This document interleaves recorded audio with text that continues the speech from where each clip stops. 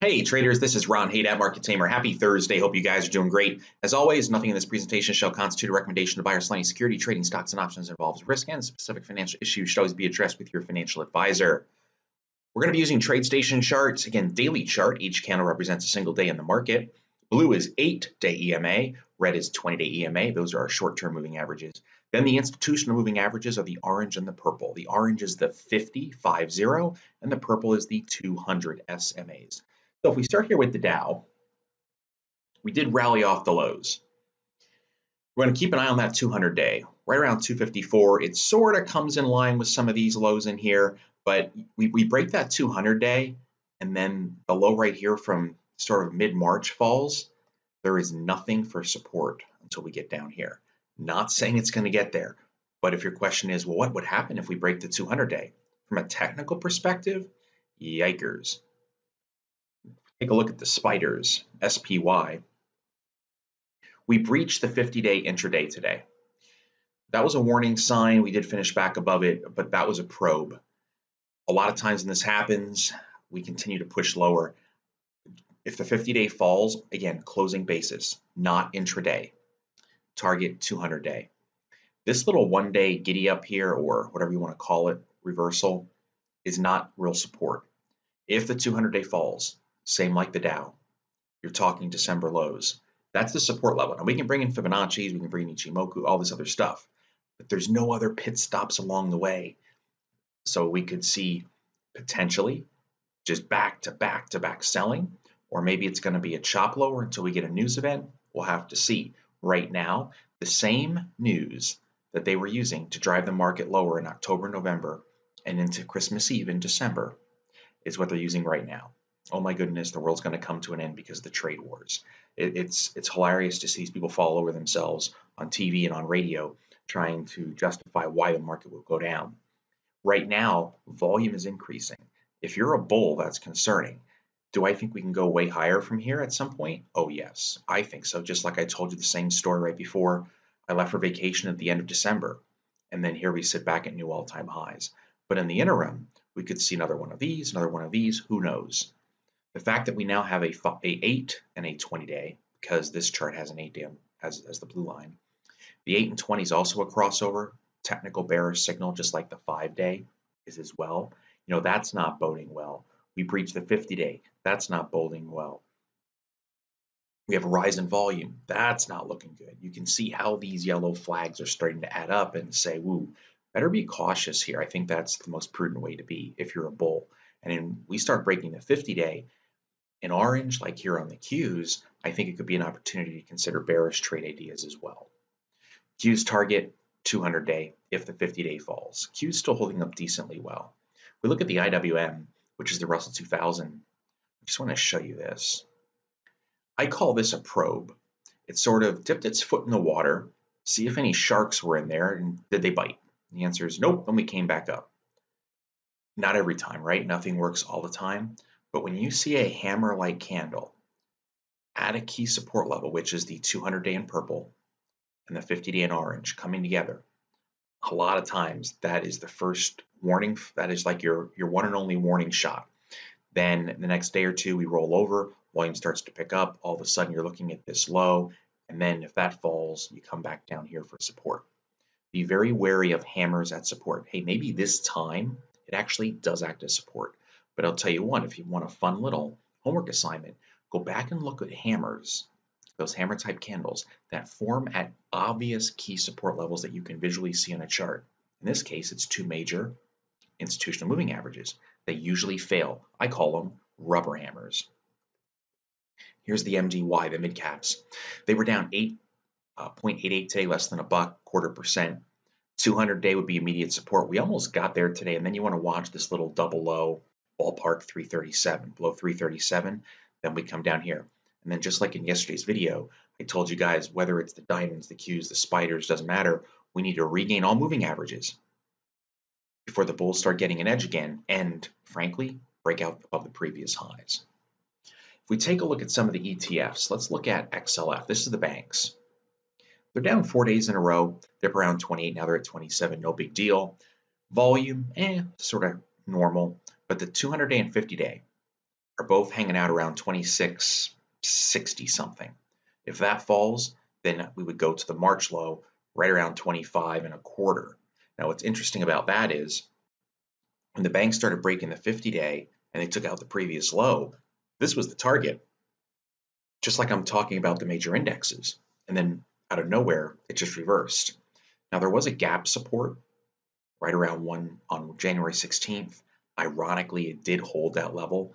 That's not the best support in the world, but it does qualify as support for you chart technicians, as does the gap fill. We pretty much did a U-turn and then went right back up.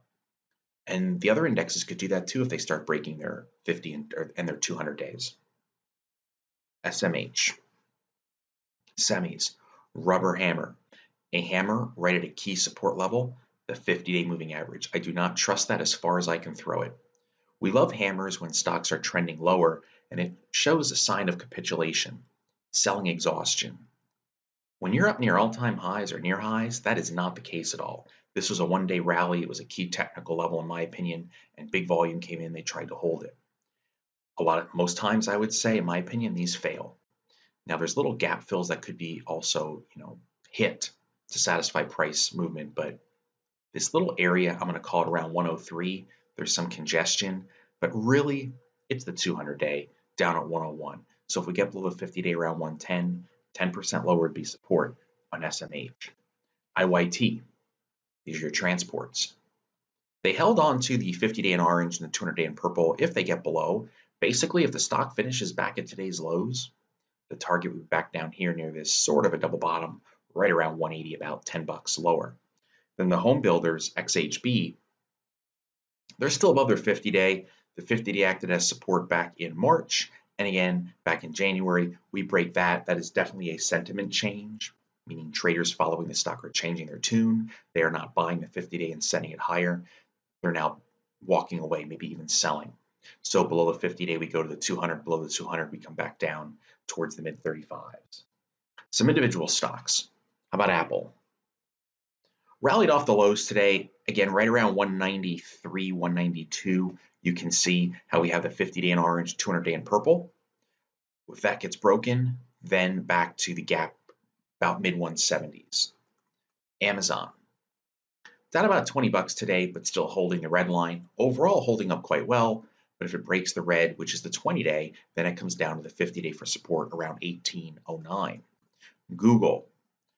The run up into earnings. I don't like stocks that run up into earnings because it sort of takes away the potential move unless results are just extraordinary or guidance is extraordinarily positive. And what happened? It gaps down, erases the pre-earnings run, and then some. Right now it's just consolidating. This would be considered a bear flag, flagpole, then the flag itself. Watch the 200-day. If that falls, 1050-ish. Somewhere down here is support. This was such a back and forth movement in December, November, January that 1050-ish would be support. So it's, about 100 points lower. It's nothing massive. And then we have Tesla. I haven't talked about Tesla in a bit. If you remember, I said we had a multi-month trading range.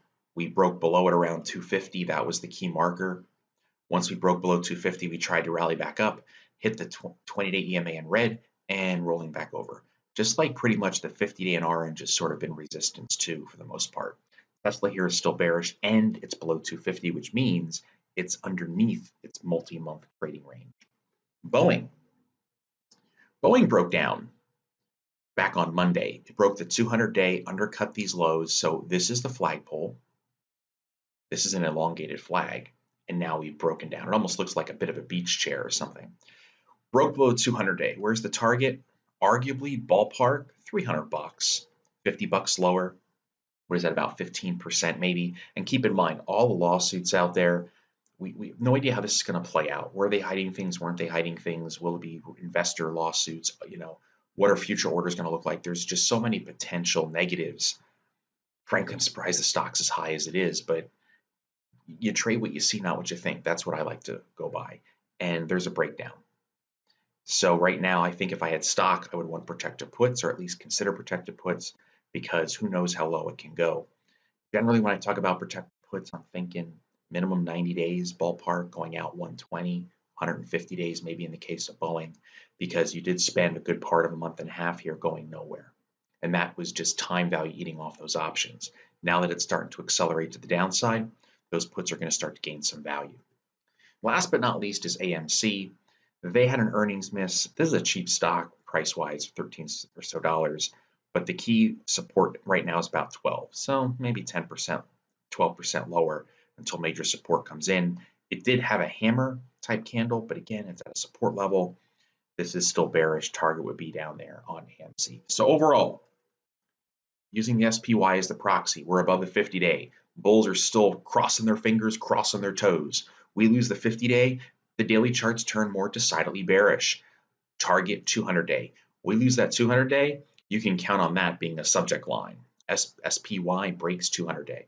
So in the weekend video on Sunday or Saturday, depending which day I record it, I'll do a weekly review. Right now, these are daily charts, so we'll take a look at the weeklies and see how they're stacking up when we have the whole week in the book. Just heads up, next week I'll be in Vegas at the Traders or the Money Show held at Bally's.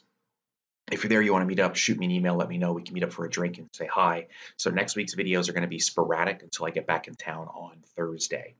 So if there's a big market move, I'll do a video. If things are just sort of hanging loose, there's no real point because commentary from the day before is going to tide us over. So that is it. Wish you guys a fantastic Friday and a great weekend ahead. I'll see you in the weekend video. Take good care.